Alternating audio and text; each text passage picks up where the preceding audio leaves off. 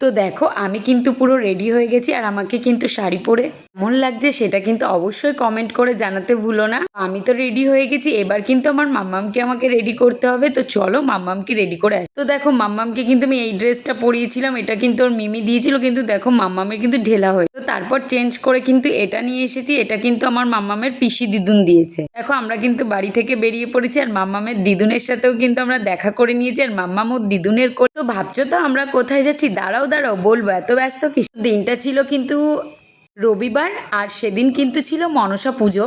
Guys আমার মাসি বাড়িতে কিন্তু খুব বড় করে মনসা পুজো হয়, তাই কিন্তু আমরা চলে এলাম মাসির বাড়িতে। আমি, মা, বোন, সরি বোন আসেনি, দাদা, আমি, মা, দাদা আর আমার মাম্মাম। আসলে সব জায়গায় বোনও যেত, তো তাই আর কি ভুল করে বলে ফেলে। ও যেতে পারতো কিন্তু ওর একটা প্রবলেমের জন্য ও আসতে পারিনি। দেখো এদিকে কিন্তু মায়ের মুখটা কত সুন্দর লাগছে আর আমি কিন্তু বসে পড়েছি।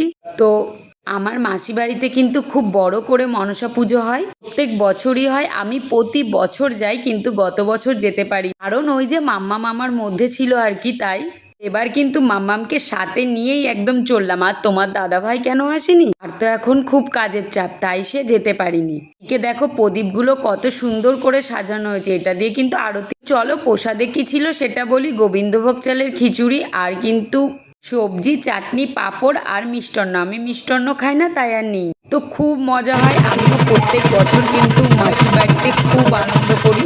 চলো এবার কিন্তু আরতি হবে, সেইটাই তোমাদের সাথে শেয়ার করব। আর গাইজ আমার মাসির মন্দিরে ঠিক কত ঠাকুর সেগুলোই তোমাদেরকে একটু দেখাই। এখানে কিন্তু অনেক ঠাকুর আছে আর ওইদিকে কিন্তু বাবা ভোলেনাথ ছিল। মন্দিরে এত ভিড় ছিল যে আমি ওই সাইড থেকে আর ভিডিওটা করতে পারিনি। তো এদিকে কিন্তু মাকে আরতি করা শুরু হয়ে গেছে। আর গাইজ ঠাকুরমশাই কিন্তু অনেক ছোট, বলতে পারো আমার থেকে একটু মনে হয় বড়। উনি এত সুন্দর পুজো করছে কি বলবো গাইজ, দারুণ পুজো করে। আর আমরা কিন্তু সবাই মিলে গেছিলাম পুজোটা দেখার জন্য, কারণ মাসি বাড়িতে এই পুজোটা আমি মিস করতে চাই না। এদিকে দেখো সবাই কিন্তু প্রদীপটাকে ধরিয়ে নিচ্ছে, এটা দিয়েই কিন্তু আরতি শুরু হবে। আবার মাসি বাড়িতে কিন্তু প্রচুর প্রচুর বাটা দেয় সবাই মিলে আর কি, মাসির সাথে এই পুজোটা করে।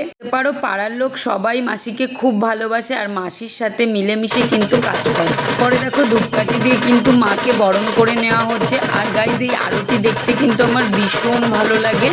এই মনসা পুজোর দিন কিন্তু আমি আরও এক জায়গায় গেছিলাম, সেই ভিডিওটা তোমাদের সাথে পরের একটা ভিডিওতে শেয়ার করব। তো এখানে কিন্তু আরতি চলছে আর আমার দাদারা সবাই কিন্তু খুব নাচ করছে।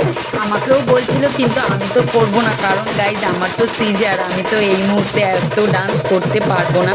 বললাম তোরা কর, আমি ভিডিও করি। তো সেরকমই আর কি, দেখো ঘুরে ঘুরে তোমাদেরকে কিন্তু সব কিছুই আমি দেখাচ্ছি।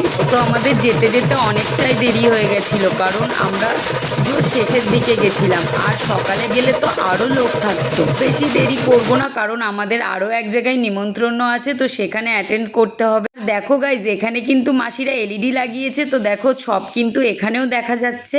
এটা কিন্তু বেশ ভালো লাগলো। তো চলো দেখা হবে নতুন কোনো ভিডিওতে, ততক্ষণ ভালো থাকবে, সুস্থ থাকবে।